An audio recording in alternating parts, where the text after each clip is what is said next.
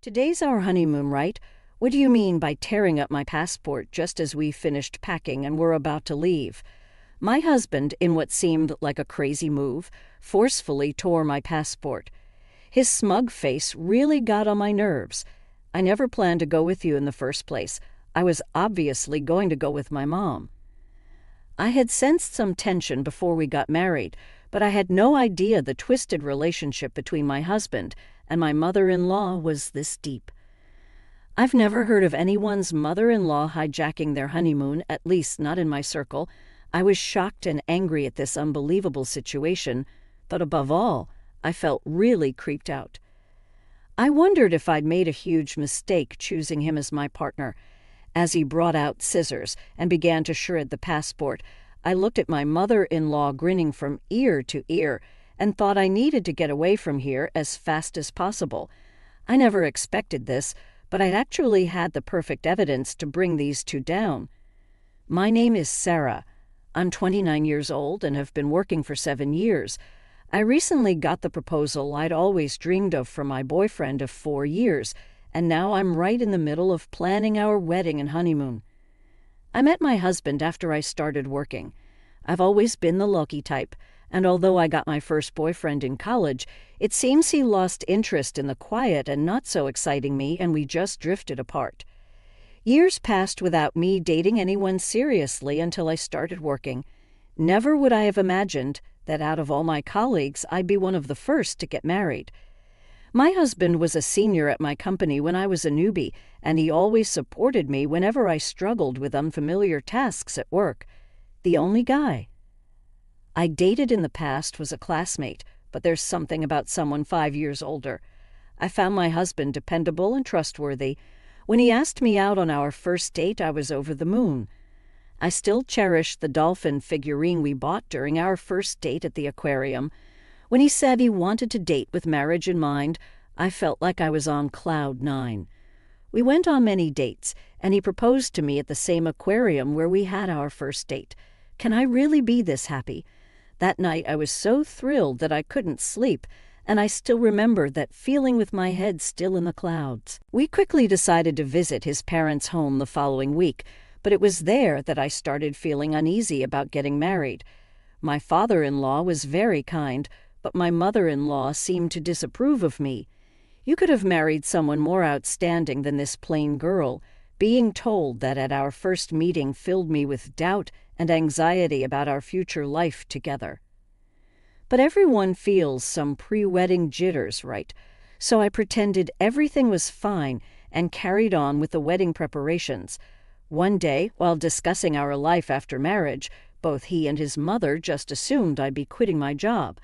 While I once admired the idea of quitting work after getting married, I didn't see that as an option at this point. Looking back, I think my ongoing anxieties about marriage prevented me from considering leaving the place where I felt most secure, my job. While dodging the persistent suggestions from my mother-in-law to quit, I decided to keep working at the same company alongside my husband during our wedding preparations. We disagreed on the timing of our official marriage registration. He was eager to formalize things sooner. In the end, we decided to respect his wishes and registered. Shortly after that, the procedure felt rather mundane, but realizing that we were now officially married made me so happy. We discussed having a small, intimate wedding, but it seems he mentioned this to his mother, and she called the next day. You know, Edward's wedding, and you're talking about having a small, intimate ceremony. Please don't just say whatever you want. The wedding needs to be grand. I'll make sure it's fitting for Edward. By the way, please keep your guest list minimal, just your parents and close friends. Your friends are probably just as dull, right? They'd make the wedding feel so gloomy and ruin everything. I was bombarded with opinions about the venue and the guest list, and it was infuriating that she felt she had the right to dictate so much. But I wanted to avoid conflict with my soon-to-be mother-in-law. I had a ton of things I wanted to say, but I kept telling myself that maybe this is just how weddings go. I decided to invite only my parents and close friends, as my mother-in-law wanted. But my mother-in-law's meddling didn't stop there. She didn't just interfere with the guest list, she also had opinions about the program, entertainment, decorations, and food. If we did everything as she said, we'd go way over budget. Initially, Edward's family had said they would cover half of the wedding costs, but somehow that changed, and now it was. Weddings are for the bride, and suddenly we were way over budget. I ended up having to pay for all the extra expenses she wanted, so the wedding ended up being a flashy affair just as she wanted, far from the simple ceremony I'd imagined. I tried to make some changes behind her back to save on costs, but I ended up getting scolded by her, saying, "It looks cheap because you didn't do as I told you." Still, after the wedding was over, I thought I'd finally get some distance from her. But then my husband did the unthinkable. I was fed up with all the interference from her regarding the wedding, and even though my husband knew I wanted to keep my distance from her, he insisted we live with her. Our new place, which we'd already signed a lease for, was canceled without me knowing, and all of my belongings that were supposed to be moved there could only be sent to my husband's family home. I was at a loss for words, shocked by how everything had been decided without consulting me. The wedding planning was entirely left up to me. Even when I told Edward the costs would exceed the budget if we met all of her requests, he pretended not to hear. The anxiety I had even before the ceremony had grown immensely after our wedding. We had planned to go on a honeymoon abroad. I had always wanted to visit this dream destination, and the idea of going there for our honeymoon felt surreal.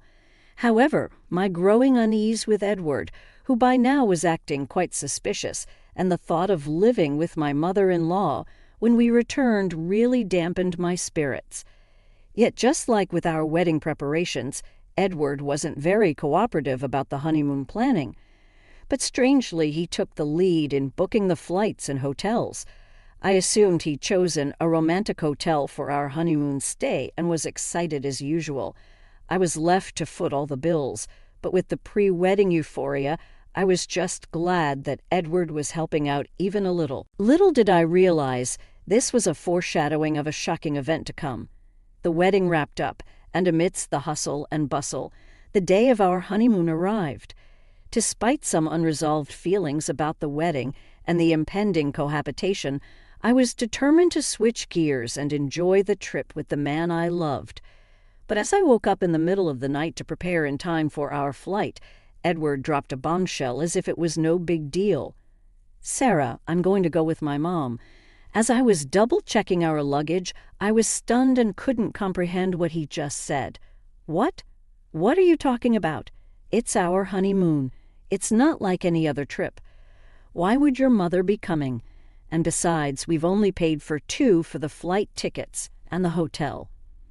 Visibly shaken, I tried to understand his logic when Edward dropped another shocker. "I never said I was going on this trip with you, did I? Don't make me laugh. Of course I'm going with my mom. A trip with her takes precedence over a honeymoon. It's a gratitude trip for all she's done for me. You stay here and get the house ready by cleaning every nook and cranny." With that, Edward began to forcibly tear apart my passport I had entrusted to him. I was in disbelief, unable to utter a word, just watching my passport being destroyed. Right then, my fully made-up mother-in-law burst into our room without knocking. "Edward, are you ready?" Seeing her, Edward's face lit up. "Yeah, we're good. Finally, we can go on this trip without any interruptions." They both shared a gleeful laugh, leaving me utterly repulsed. I realized I was about to marry an absolute nightmare. I had been pondering how to get along with my mother-in-law in our upcoming married life, but this was beyond my wildest thoughts. I had made a colossal mistake right from the get-go. "I get it now, the kind of people you two are." I couldn't help but speak out, but my words seemed to be nothing more than sour grapes to them as they laughed heartily and left together. I had been so happy that Edward was helping out a bit with our honeymoon, but that was just him preparing to go with his mother. He had willingly taken charge of the flight and hotel bookings because he was booking everything under his mother's name from the start, and he dumped all the costs on me. The betrayal by my husband hit me hard, but my anger outweighs my sadness. The dreamy, intimate wedding I had always envisioned and the honeymoon, which was supposed to be the best memory with the one I loved, were both once-in-a-lifetime events, but they were ruined by my mother-in-law and my husband. I can't believe this is happening, I thought, overwhelmed by my situation. At first, I couldn't accept it, but soon after, I decided I've got to act fast and get a divorce. Interestingly, I had something that would come in handy for the divorce.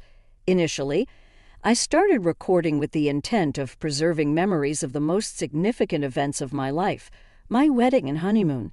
Since the wedding preparations, I had been recording and audio capturing various moments. What began as a pure desire to cherish our wedding memories gradually turned into documenting my mother-in-law's malicious actions and harassment. I often thought of quitting since I'd probably never watch these recordings again, but it's ironic how useful they turned out to be. Just a few days ago, I had moved in and was still unpacking. Now I began to repack my stuff. Ironically, I hadn't opened much, so packing was done in no time. I wondered if my husband and his mother were at the airport by now. The very thought filled me with an indescribable anger, so I tried not to dwell on it. Even though I'd only been there a few days, I wanted to erase any trace of my presence in that house, so I cleaned thoroughly everywhere I had been. While cleaning the living room, I stumbled upon something shocking. It was evidence that my husband was embezzling money from his company. Given his position in charge of company sales, he was reporting lower earnings to the company and pocketing the difference. Apparently, his mother was in on it too. She had meticulously noted the actual sales, the amount pocketed by my husband, and even listed all the luxury bags, clothes, and shoes he had bought for her with that money. It was a significant amount. Leaving such a diary in plain sight in the living room, I really couldn't fathom what they were thinking. Discovering my husband's misdeeds, I was horrified, realizing the gravity of the situation. For a moment, I wondered if working at the same company could somehow smooth things over. But then I thought, why should I help someone who ditched me for a honeymoon with his mother? I headed to the company with evidence of embezzlement. Though they were supposed to be on their honeymoon, having both taken paid leave, my colleagues were shocked to see the very person in the office. Everyone was asking, "What happened? Weren't you on your honeymoon?" No longer feeling the need to hide anything, I told them that my husband and my mother-in-law had gone on the honeymoon instead, that my passport was torn up, and that I had paid for the entire honeymoon. My colleagues, superiors, and boss were shocked and angry at my husband. For me, I thanked my concerned colleagues and made my way to the executive area of the company. In fact, though I never told anyone, one of the top executives of this company is my uncle. Neither my colleagues nor my husband or my mother-in-law knew this fact. I didn't want people to think I got the job because of connections, so I applied to the company without telling my uncle and secured the position on my own merit. My uncle doesn't handle human resources, so I reached out to him before the orientation and asked him not to reveal our relationship at the company. Though he was surprised, he commended my efforts and promised that we would interact just as any other executive and employee. My uncle doesn't have children, and since I was little, he doted on me as if I were his own child. Until around elementary school, my sisters and I went on several trips with just my uncle. When I was a child, I'd sneakily call my uncle to buy me things I wanted, and I would get scolded by my parents for it. That's how much he adored me. Since joining the company, our work areas have been entirely different. After briefly catching each other's eyes and exchanging smiles during the orientation, we haven't met since. I knocked on my uncle's office, explained the situation to his secretary, and was allowed in. My uncle greeted me with a beaming smile when I visited, but his expression quickly turned somber. "Why are you here? Weren't you supposed to be on your honeymoon?" Seeing my dear uncle's familiar kind face, I was overwhelmed with emotion and burst into tears. Through my sobs, I recounted everything that had happened, and he became visibly enraged, an expression I had never seen on him before. Of course, I told him in detail about my husband's embezzlement and handed over the evidence. My uncle promised to convene a board meeting immediately to address my husband's actions. Then he asked, "What are you going to do today? Head back home?" I nodded and he said, "Well, before you do that, let's grab some good food. I'll drop you off at home afterward." Despite the unbelievable betrayal of having my honeymoon hijacked by my mother-in-law, I felt genuinely grateful. Knowing there were still warm-hearted people in my life who cared for me. A week later, when my husband and his mother returned from what was supposed to be our honeymoon, I received an immediate call. My husband was furious that I hadn't picked them up from the airport and hadn't cleaned the house as instructed. He ranted about where I could possibly be. With a recommendation from my uncle and parents, I had already hired a top-notch lawyer who specialized in divorce cases, and the process was underway. Without even letting my husband speak, I said, "You two sure are loud and annoying. I don't want to hear your voices anymore. Why would I pick up someone I'm going to divorce? And why would I follow your silly orders to clean?" He was momentarily speechless, but soon resumed his ranting. "Do you think it's okay for you to say such things? I did you a favor by marrying you. If I divorce you, you'll never get remarried. My mom's furious, too. If you come back now and prepare our meals, I might forgive you. We're tired of foreign food. Make some tasty traditional meals." He had never spoken to me like that before our supposed honeymoon. After revealing his scheme with the passport and going on a trip with his mother, his true colors had shown. It dawned on me that I had never truly seen him for who he was. I had been reflecting on this realization over the past few days. I've consulted a lawyer regarding our divorce. Could you please discuss related matters with them? A lawyer? What are you talking about? I'm not getting a divorce. I could hear his mother in the background shouting for him to hand her the phone, calling me names. Well, do as you please. By the way, I informed the company about your embezzlement. I think they'll be calling you in soon. Maybe you should get a lawyer, too. Bye. I could sense his panic on the other end, but it wasn't my problem anymore. He kept calling, so I just blocked his number. My uncle was aware of our honeymoon dates, so right after our call, the company summoned my husband.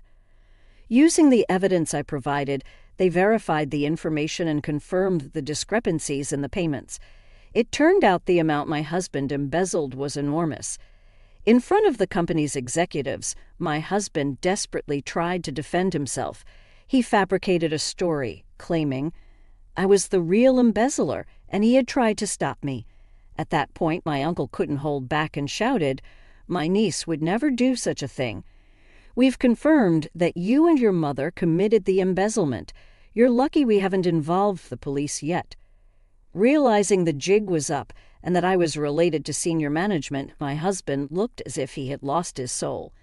That day, I went to the company to return the wedding gifts to my colleagues. Since our marriage had ended so soon after the wedding, everyone refused, saying they had given them as a token of their blessings. While I was surrounded by this warmth, my ridiculous husband approached. "Why didn't you tell me you were related to the top brass? I'm sorry, really. Can we start over? Can you ask your uncle to keep me in the company and make the embezzlement go away?" Disgusted, I responded, "Do you even understand what you're saying? Are you okay in the head? Divorce is the only option now. Reflect on your actions and face the consequences." Having said that, I pushed him away, but he must not have had anywhere else to turn. He clung on desperately. Watching this, my colleagues called security, who dragged him away. He was fired immediately.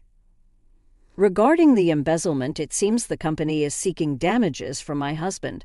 After finding out about the whole situation, my mother-in-law repeatedly tried to contact my family. However, once she consulted my sensible father-in-law, the calls stopped. I had always wondered why my sensible father-in-law had even allowed our honeymoon in the first place, but when he later came to apologize, admitting his mistake, I understood.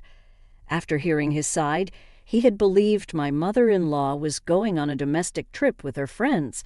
He was looking forward to a week without my nagging mother-in-law, who was always badgering him about shopping and wanting to dine out, thinking it would be like a little slice of heaven. Then I came home. After hearing about the ridiculous actions of those two, my father-in-law agreed I should return to my parents' home and even helped me pack. At the time, our emotions were high, and without discussing much else, I just went back to my family home. Knowing how genuine, kind, and rational my father-in-law is, I'm sure he would have stopped all this if he had known. He was the only reasonable person I could trust in that house. Although I was the victim, it was incredibly embarrassing to think that my honeymoon had been hijacked by my mother-in-law. I was considering resigning from my job. My parents advised me not to push myself to work for a while. However, my uncle mentioned working might distract me, and he discussed it with the CEO. It seems they arranged for me to be transferred to a branch office. The divorce process with my husband went surprisingly smoothly, thanks to an excellent lawyer. However, I later learned my father-in-law was involved. When we were planning our wedding and discussing the expenses for the ceremony and honeymoon, it turned out my husband had virtually no savings. My in-laws were just an average working-class family with my mother-in-law's wasteful spending habits. They had almost no savings, which my father-in-law had mentioned with a re-smile. Considering how short our marriage was, the alimony was quite substantial. Incredibly, my father-in-law sold the family home to cover it. Their home wasn't in a city center, but in a tight-knit community. When we got married, my mother-in-law invited the neighbors. They saw me returning to the family home on the day I was supposed to be leaving for our honeymoon, luggage in hand. With the neighborhood's resident gossip in the mix, it didn't take long for rumors to spread. The stories grew exaggerated to the point where living in that area became unbearable. Initially, my mother-in-law, who was always concerned about appearances, only approved of our marriage because both my husband and I worked for prominent companies. Having her son and daughter-in-law working for a major company was a status symbol for her. Now, with all the rumors circulating because of her actions, she likely couldn't bear to live in that house. My father-in-law probably also felt responsible for covering the damages from the embezzlement my husband caused. While I have nothing but disdain for both my husband and mother-in-law, I genuinely feel sorry for my father-in-law. After being fired and ordered to pay damages, coupled with me not returning as he hoped, my husband apparently suffered a mental breakdown. Unable to work, he seems to be moping around in a small apartment he moved to. Seeing her beloved son so downcast, my mother-in-law also retreated, becoming reclusive, as my father-in-law told me. In fact, my father-in-law, fed up with my mother-in-law, was considering divorce, as he didn't want to spend his later years with her. He asked if I could introduce him to the lawyer I had used. I immediately contacted my uncle, who got in touch with the lawyer. It might take some time, but I hope my father-in-law can live the life he wishes. Thanks to the intervention of the company's CEO and my uncle, I was transferred to a branch office where I'm surrounded by colleagues and superiors who have been incredibly supportive. I'm eternally grateful to my uncle.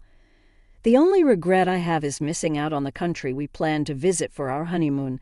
Considering everything once things settle down, I hope to take a relaxed trip abroad.